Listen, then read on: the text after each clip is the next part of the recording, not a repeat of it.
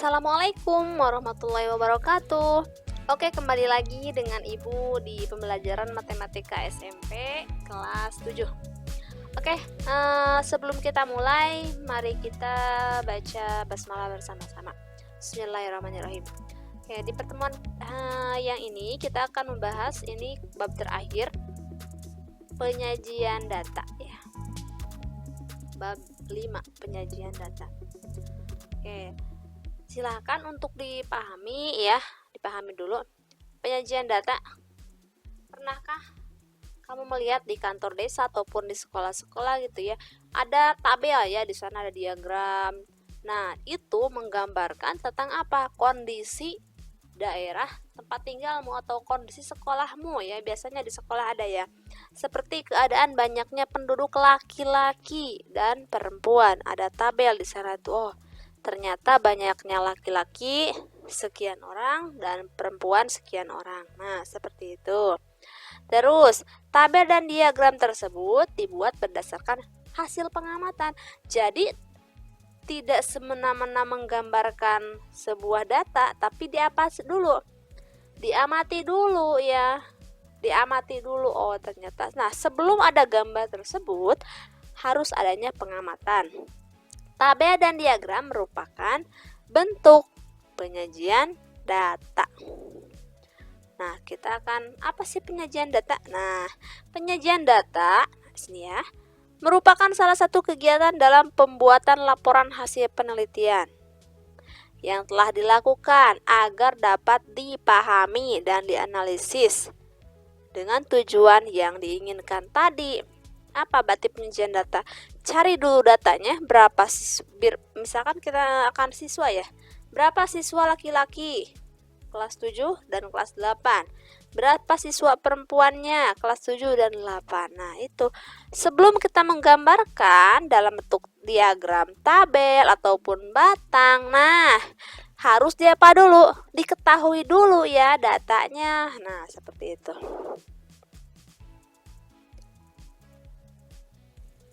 Oke, kita akan mengenal apa sih? Nah, penyajian data dalam bentuk tabel. Tadi kita apa? Data ya. Nah, di sini data apa? Sekumpulan informasi. Data merupakan sekumpulan informasi. Nah, tadi informasi yang seperti apa yang tadi ya? Seperti banyaknya siswa. Nah, itu adalah informasi atau data ya dari suatu pengamatan. Dengan cara apa kita akan mengumpulkannya? Nah, di sini ada. Yang pertama, bisa dengan cara wawancara. Yang kedua dengan cara angket ataupun cara observasi.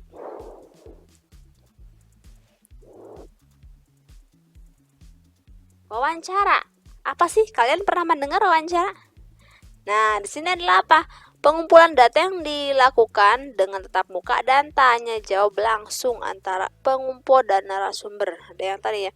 Ini mah langsung, misalkan langsung bertanya kepada, kalau siswa di sekolah, langsung bertanya kepada apa? Wali kelasnya, seperti itu ya. Yang kedua dengan cara angket. Kita mengumpulkan, memberikan apa? Kertas ke siswa ya, seperti itu. Ataupun langsung turun diobservasi. Nah, langsung diteliti. Nah, kalau kata-katanya observasi, berarti langsung di sini. Nah, dengan cara langsung. Ada 3 ya. Selanjutnya, data dapat dibedakan menjadi 2 macam. Oke, apa sih? Ada yang kuantitatif dan ada yang kualitatif. Apa nih? Nah, perbedaannya. Nah, yang kuantitatif, perbedaannya ini kuan, nah ini kual ya. Yang kuan sekarang adalah apa? Data hasil pengamatan yang berupa bilangan dan nilainya bisa berubah-ubah. Sedangkan apa? Kalau yang data yang kualitatif itu bukan merupakan bilangan. Nah, ini. Kalau yang ini bukan bilangan, sedangkan yang kuan itu berupa bilangan. Apa contohnya yang berupa bilangan? Nah, contohnya data jumlah siswa suatu kelas. Nah, Itu ya. Lalu yang kualitatif, contohnya data kegiatan ekstrakurikuler yang diikuti siswa. Oke. Ada lagi, cara memperolehnya ada dua, ada yang primer, ada yang sekunder. Kalau primer apa? Secara langsung. Nah, kalau sekunder tidak langsung. Misalnya yang langsung, data dari kegiatan pengamatan terhadap pengukuran berat badan. Sedangkan yang sekunder, misalkan sudah ada seseorang yang melakukan pengukuran lalu datanya dipakai atau sudah tinggal pakai. Kalau primer kita menghitungnya dulu berat badan siswanya ya, timbang satu-satu ya, seperti itu ya. Selanjutnya, penyajian data dalam bentuk tabel. Oke, nih. Perhatikan di sini ada sebuah contoh. Adalah berat badan 20 siswa kelas 7. Di sini ada yang 41, 38, 40. Nah, ini adalah seperti ini. Nah, data ini dapat disajikan dalam bentuk tabel. Seperti apa? Yang pertama kita urutkan dari yang terkecil. Kalau yang ini terkecil kan berapa? 38 ya? 38. Ada lagi 39. Oke, di sini 38 sampai 42 udah diurutkan sama Ibu ya. Coba sekarang kita hitung. Yang berat badan 38 ada berapa? 1. Mana lagi? 2. 3. Ya, betul, 3. Nah, silakan kalian hitung lagi ya. Ibu akan ambil yang 41 sekarang. 41 ada berapa? 1. Mana lagi? 2. 3. Nah, iya betul 3 ya. Nah, seperti itu. Kalian urutkan dulu. Lalu apa? Cari banyaknya angka tersebut. Paham ya? Seperti itu. Itu dalam bentuk apa? Tabel.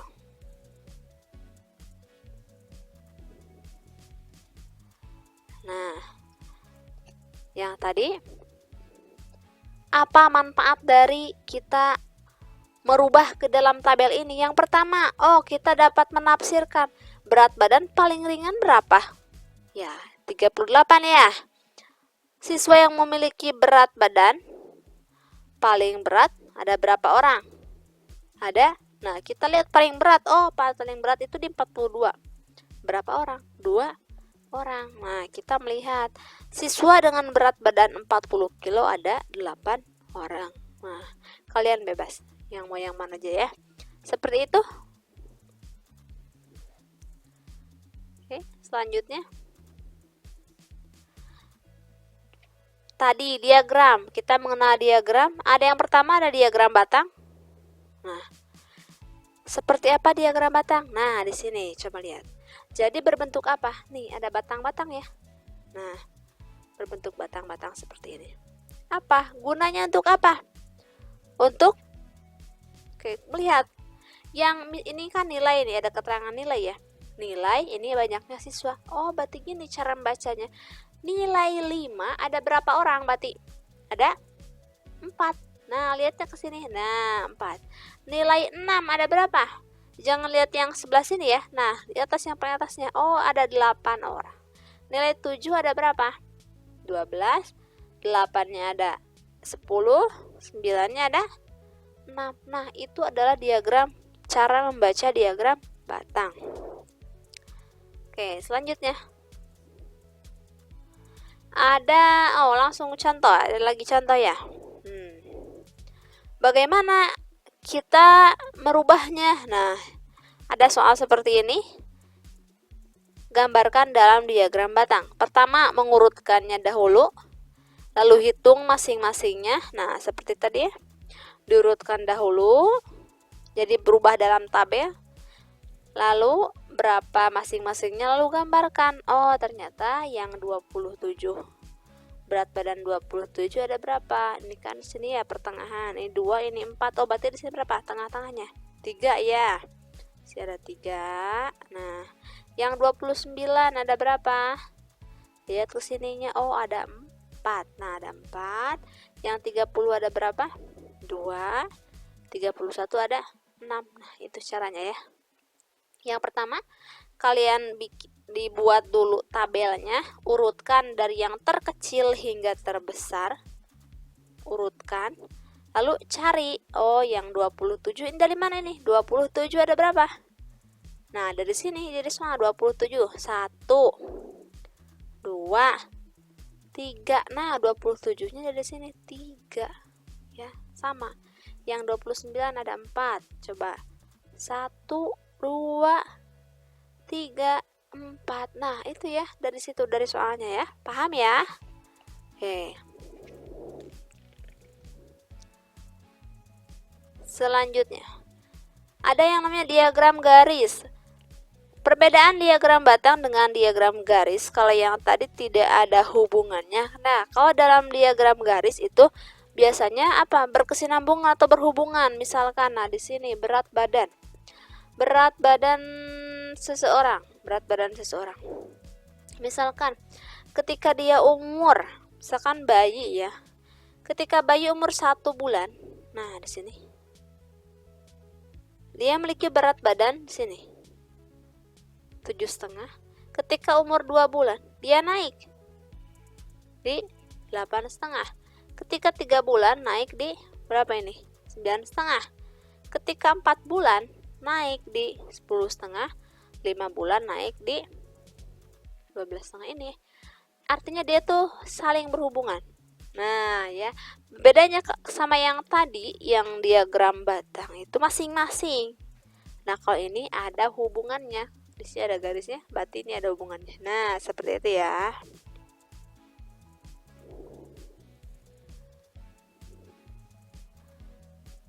Oke. Contoh diagram garis. Oke, lihat. Di sini ada, buatlah diagram garis dari data suhu badan Budi selama 5 hari, oke? Ini ada suhu badan, berarti ini hari pertama ya, hari pertama 35 derajat Celcius, hari kedua 37, hari ketiga 37, hari keempat 37, hari kelima 36. Silakan berarti gambarkan diagramnya. Nah, nih. Ini hari ya, berarti kita tulisnya ini hari pertama. Ini suhu. Nah, ini hari, ini suhunya. Ketika hari pertama suhunya 35.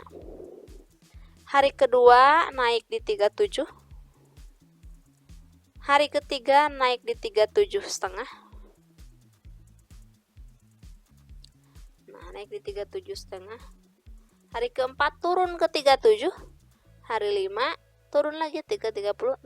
Artinya apa? Berkesinambungan ya, seperti itu. Selanjutnya, ada yang namanya diagram lingkaran. Diagram lingkaran. Seperti apa lingkaran? Bulat ya. Nah, berdasarkan daerah pada lingkaran dinyatakan dalam persen ya, atau derajat. Boleh persen atau derajat. Oke, kita coba hitung. Nah, di sini ada boleh dalam persen, boleh dalam derajat. Misalkan ini kegemaran siswa, ada yang menari 10%, 40 olahraga 40%, membaca 30%, melukis 20%. Ini dalam persen. Kalau yang kecil ini dalam derajat, beda ya lambangnya. Kalau persen ini seperti ini, persen. Nah, kalau derajat di atas ya. Perbedaannya, kalau persen itu semuanya harus 100%. Kalau derajat itu 360 derajat. Dijumlahkan harus 360 derajat. Itu perbedaannya.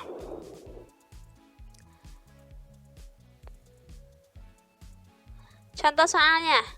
Berikut adalah hobi 200 siswa SMP Negeri 1 Cimarangas. Nah, sepak bola 75, jumlah siswanya ya. Bola voli 50, bulu tangkis 45, bola basket 30, jumlah 200.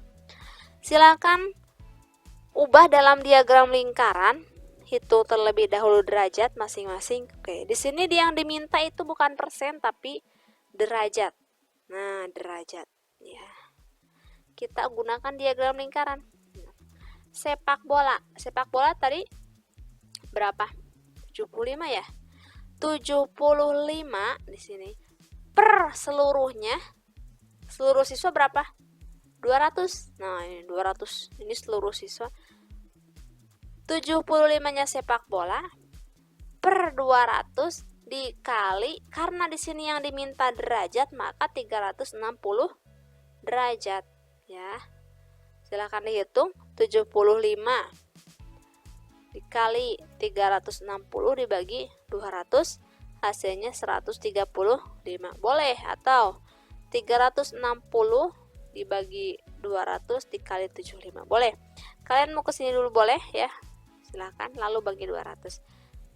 Selanjutnya, yang bola voli 50. Nah, dari sini 50 per seluruhnya sama per 200 dikali 360 derajat. Bu, kalau mau persen gimana? Kalau persen ininya diganti ke 100 ya, yang ininya. Karena ini di sininya derajat, maka 360 derajat. Yang bulu tangkis 45, yang bola basket 30. Nah, maka ini derajatnya seperti ini. Nah, ya, oke. Paham ya? Ini harus berapa? Terus 360. Coba ya dihitung lagi ya.